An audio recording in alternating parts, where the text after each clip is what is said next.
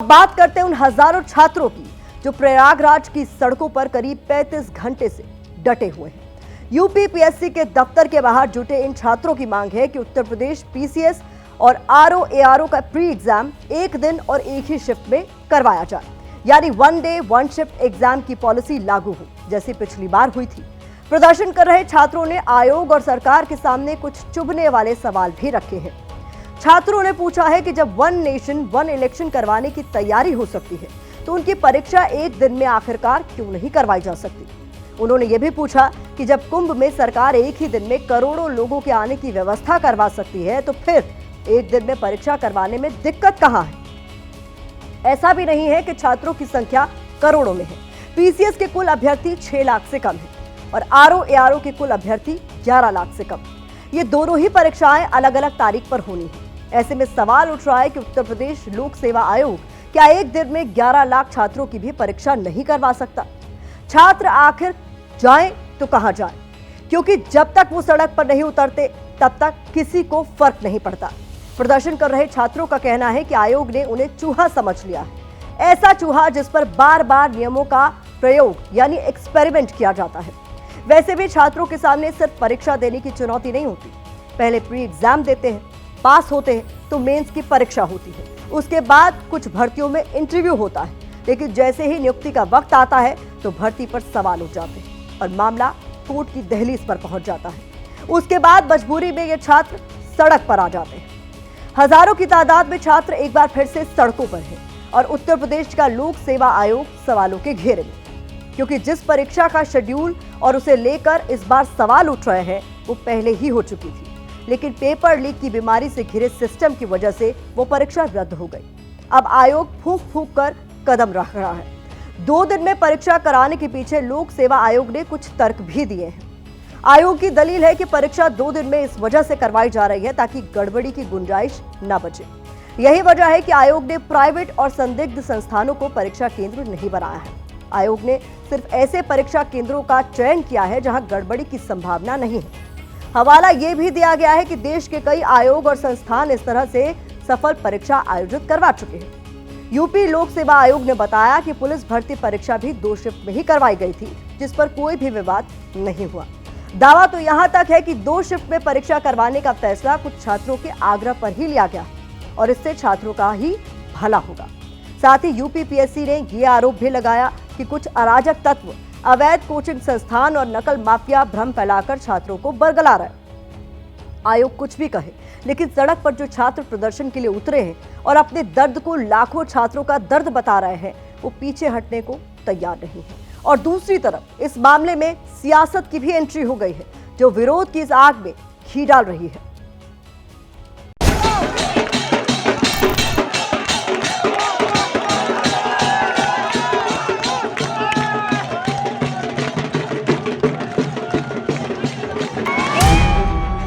दिन दूसरा था और प्रदर्शन का तरीका बदला हुआ नजर आया। जो छात्र पहले दिन पुलिस से धक्का मुक्की कर लोक सेवा आयोग की बिल्डिंग को घेरने निकले थे, वो ढोल की थाप पर नाचते नजर आए।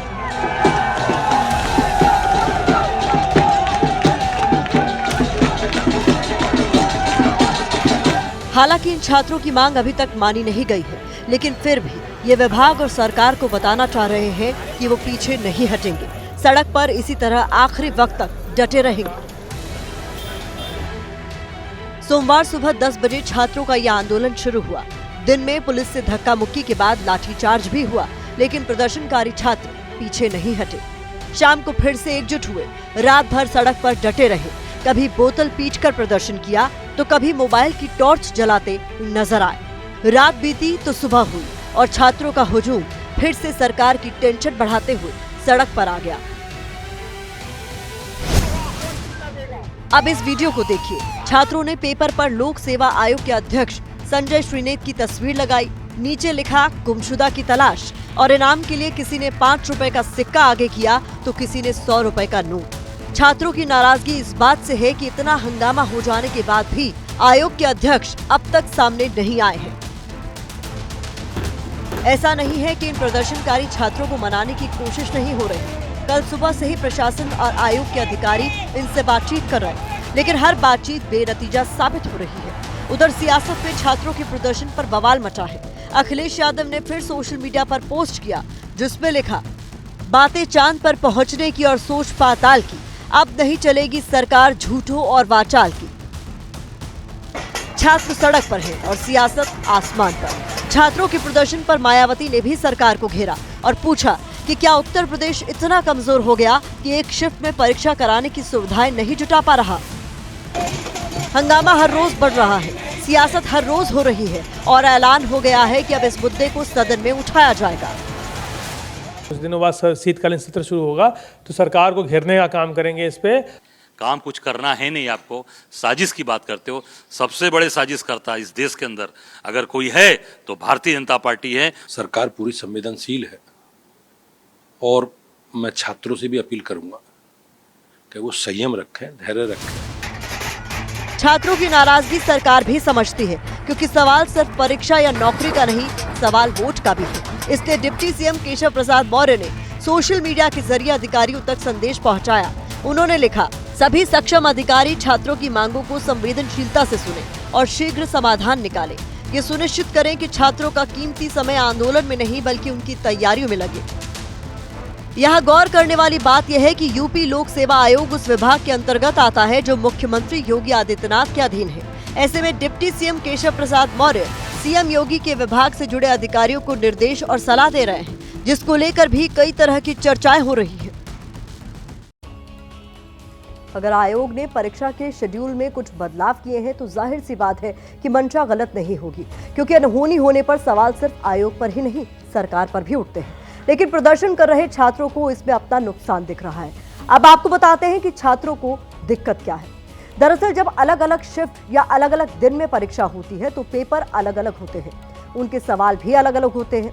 ऐसे में एक शिफ्ट में दिए जाने वाले पेपर के सवाल आसान और दूसरे शिफ्ट में दिए जाने वाले पेपर के सवाल कठिन हो सकते हैं। ऐसी स्थिति में दोनों शिफ्ट के अभ्यर्थियों को मिले मार्क्स को नॉर्मलाइज करना पड़ता है, ताकि किसी अभ्यर्थी को नुकसान न हो। आप कहेंगे कि ये तो किस्मत की बात है कि किस छात्र का किस शिफ्ट में एग्जाम होता है और उसे कैसा क्वेश्चन पेपर मिलता है, लेकिन बात सिर्फ इतनी नहीं है। नॉर्मलाइजेशन के कुछ नियम कायदे भी होते हैं। उदाहरण के तौर पर आपको बताएं कि मान लीजिए कि 7 दिसंबर को परीक्षा में शामिल होने वाले अभ्यर्थियों को औसतन 100 नंबर मिले, जबकि 8 दिसंबर की परीक्षा में शामिल होने वाले जो स्टूडेंट्स हैं उनको औसतन 110 नंबर मिले। अब माना जाएगा कि 7 दिसंबर को जो क्वेश्चन पेपर आया था वो कठिन था। ऐसे में दोनों दिनों के औसत नंबर का औसत निकाला जाएगा, 110 और 100 का औसत हुआ 105। इसके बाद 7 दिसंबर को जिन परीक्षार्थियों ने परीक्षा दी थी उनको 5 नंबर एक्स्ट्रा दिए जाएंगे और 8 दिसंबर को जिन परीक्षार्थियों ने परीक्षा दी थी उनके 5 नंबर घटा दिए जाएंगे। साफ है कि अगर ऐसा कुछ होगा तो कुछ छात्रों को फायदा हो सकता है तो कुछ को नुकसान। यानी विवाद की एक बड़ी वजह नॉर्मलाइजेशन की प्रक्रिया भी है, जिसको लेकर अखिलेश यादव ने सरकार पर तंज कसा।